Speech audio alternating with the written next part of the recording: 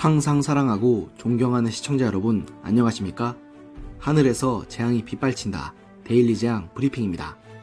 최근 대법원으로부터 선거법 무죄 판결을 받은 이재명 경기도지사의 광폭 행보가 심상치 않습니다. 시청자 여러분께서도 이재명 지사가 여러모로 요주의 인물이고 차기 대권주자로 가장 강력한 인물 중 하나라는 점에는 별 이견이 없을 것으로 보이는데요. 일례로 이 지사는 지난 20일 CBS 라디오에 김현정의 뉴슈스에 출연해서는 내년 4월 서울시장 및 부산시장 보궐선거와 관련해서 민주당이 아프고 손실이 크더라도 약속을 지키는 게 맞다며 해당 선거에 공천하지 않는 게 맞다는 의견을 밝혔습니다. 이 지사는 해당 방송에 출연해서는 당원, 당규에 중대한 비리 혐의로 이렇게 될 경우 공천하지 않겠다고 써놨다. 그러면 지켜야 한다. 이걸 중대비리가 아니라고 할 수 없다고 말하면서 민주당 소속인 오거돈 전 부산시장이 성추문으로 물러난 데 이어 박원순 전 서울시장의 성추행 의혹이 제기된 만큼 이 자리에 후보를 내서는 안 된다는 의견을 피력했는데요. 이 지사는 그러면서도 장사꾼도 신뢰가 중요하다. 공당이 문서를 규정했으면 그 약속을 지키는 게 맞다고 주장하면서도 불가피하게 공천할 경우에 대해 도저히 정치적으로 견딜 수 없다면 규정을 바꾸는 것은 당연한 일이고 국민에게 석고되지 않은 정도의 사죄를 해야 한다고 한자리 포석을 깔아놓는 행태를 보였습니다. 사실 우리의 언론의 보도에 가려졌던 이 부분에 주목할 필요가 있는데요.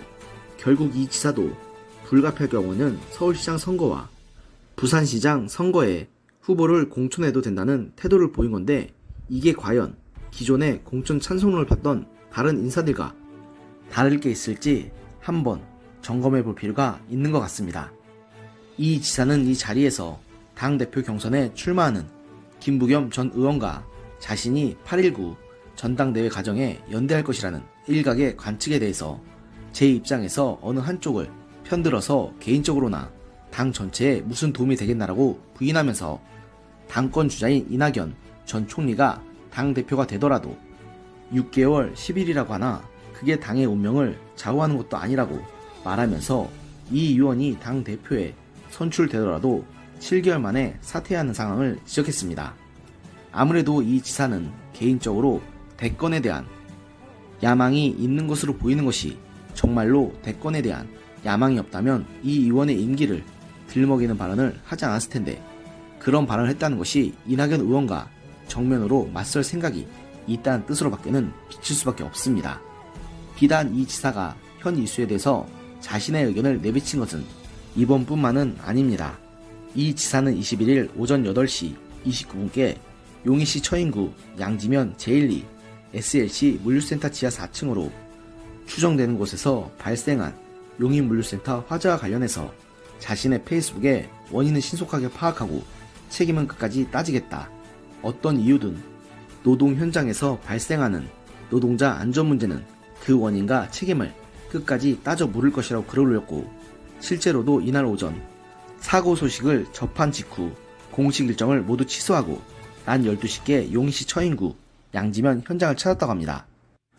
이 자리에서 용인소방서장으로부터 피해 현황과 구조 상황에 대해 보고받은 이 지사는 화재 원인을 철저히 조사하고 제도 개선 방안을 마련하는 등 화재가 재발하지 않도록 최선을 다해달라고 당부했고 경기도 차원에서도 도청, 철도항만 물류국장을 총괄 반장으로 하는 사고수습 지원반을 구성해서 사망자 유가족과 부상자 치료 지원에 나서는 등 여론의 향방에 매우 크게 신경을 쓰는 듯한 모습을 보였습니다. 또한 이 지사는 같은 날 페이스북에 글을 올려 이날 그린벨트 해제를 통한 서울 시내 주택개발 계획을 전면 철회한 문재인 대통령의 발표에 대해서 그린벨트 해제를 논의해서 배제한 대통령의 결정은 적절하고 타당하다고 평가하면서 논쟁적 주제가 발생할 때 최고 책임자의 신속한 판단과 결단은 매우 중요하다. 그린벨트 해제 문제가 경론의 소재가 되었을 때 주장의 장단점을 파악해 신속하게 그린벨트 해제를 논의해서 배제한 대통령의 결정은 적절하고 타당하다.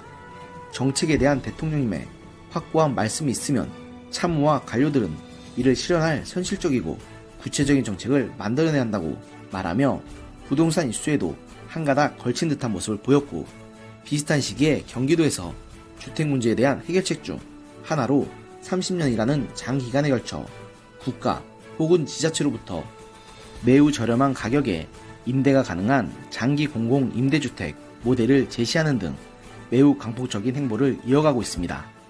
물론 이 문제는 단순히 지자체장이나 국토부 장관 혹은 행정안전부 장관 같은 일개 부처 장관의 힘만으로는 해결될 문제가 아닌 건 맞습니다. 그러나 다들 아시겠지만 이재명 지사는 어디까지나 경기도 지사이지 대통령은 아닙니다. 아무리 문재인 대통령이 지금 시점에서 국민들의 신뢰를 잃고 지지도가 추락하는 상황에 처했다 한들 지금 국가 차원의 주택 문제나 수도 이전 문제 같은 것들은 이 지사가 주제넘게 감나라 대추나라 할 만한 성질의 문제가 아닙니다. 게다가 이 문제에 반대하는 국민들도 분명히 있을 것인데 지금까지 이 지사가 보여준 모습을 보면 반대파를 끌어안고 포용하는 것이 아니라 오히려 그들을 탄압하고 악마하면서 자신이 추구하는 모델이 맞다는 식으로 사람들을 선동하려는 듯한 모습을 보였습니다. 지난 탈북단체에 대한 정부 탄압의 차원에 대해서 이 지사가 경찰에 그들에 대한 수사 의뢰를 하며 이들을 짓밟고 자신의 정치적 입지를 확장하라는 것이 그 예입니다. 분명 이재명이라는 사람에 대한 개인적인 호불호는 많이 갈릴 것입니다. 제 채널만 보더라도 이 지사를 긍정적으로 평가하며 이 사람이야말로 다음 대통령감이라고 생각하는 분들도 많으니까요. 하지만 제 생각은 좀 다릅니다.